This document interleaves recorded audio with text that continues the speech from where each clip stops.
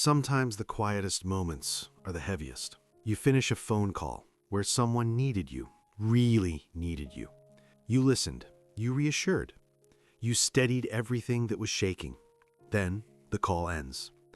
And suddenly, the room feels different, too still, too thin, like something inside you has been quietly drained. You sit there for a moment, holding the silence that follows being strong for someone else. From the outside, it looks like care, reliability, strength, being a good friend. But if you stay with that silence a little longer, you might notice something else beneath it.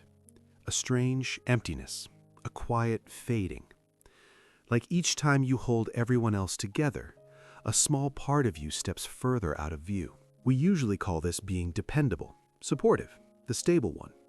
But if you look closely at that silence, it doesn't feel like the calm after helping someone. It feels like a room where you have slowly, carefully disappeared. We tend to believe our strength is something we give, something we pour out from an endless supply. We think we are being selfless, but something more subtle is happening. We are slowly learning how to erase ourselves. This role isn't just something you do, it becomes a structure, a way your entire identity is built. And eventually, it leads to a question that feels almost dangerous to ask.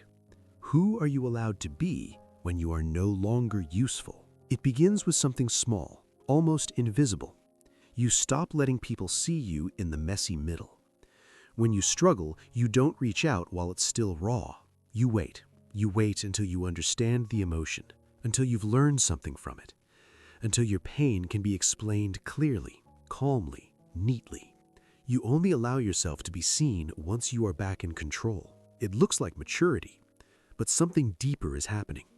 You are denying yourself the experience of being held while you are still falling apart. You trade being seen for being admired. You trade connection for composure. And slowly, your competence becomes a fortress. Fortresses are safe, but they are also incredibly lonely. Because people begin to love the stability you provide, not the human being inside it. And somewhere deep down, a quiet fear grows. If you ever truly broke, would anyone even recognize you?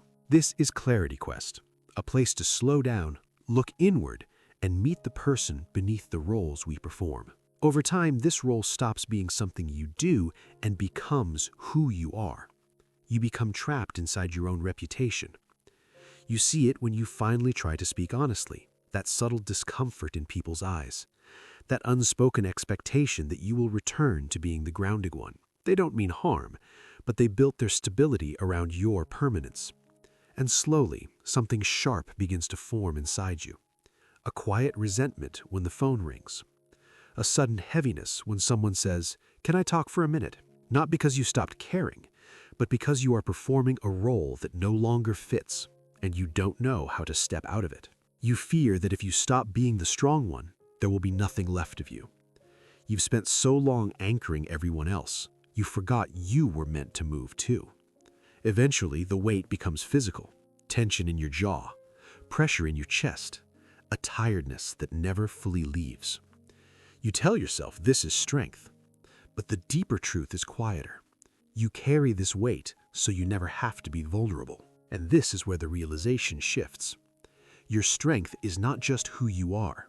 It is something you adapted, a survival strategy that once protected you, but is now quietly starving you. Many people learned early that their value depended on being useful.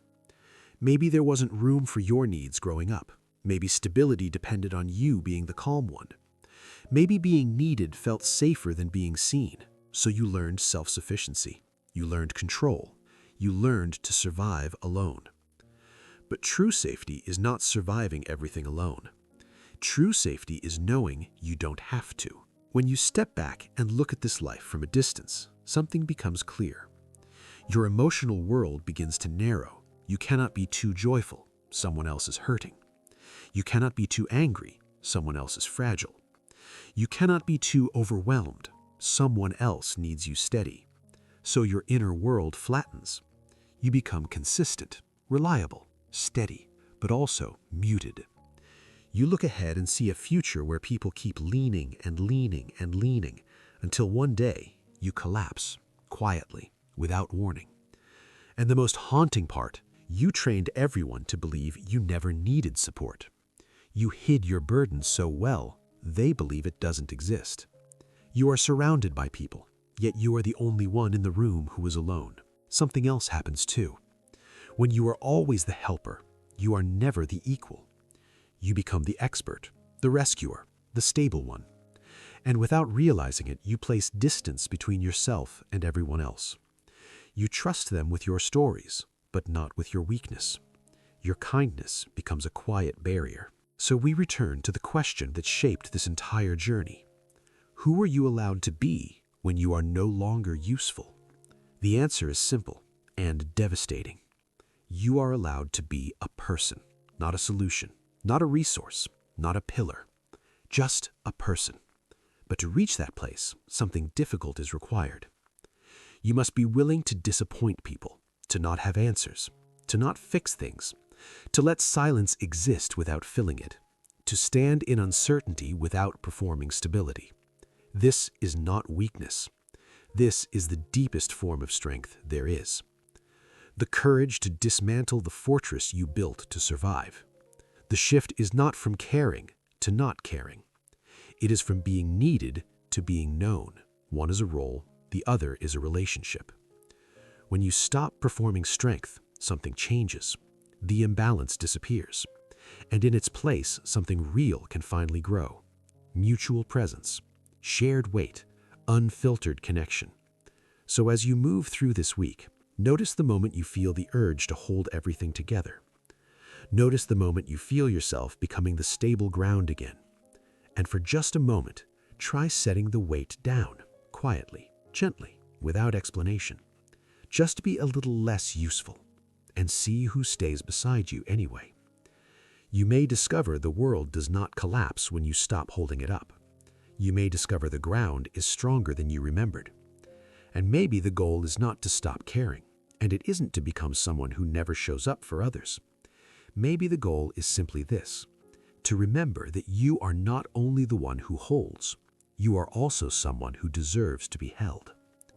Not when you are composed, not when you are wise, not when everything makes sense, but when you are confused, when you are tired, when you don't know what to say. Because strength was never meant to be a place you live forever. It was meant to be something you move through, not something you disappear into.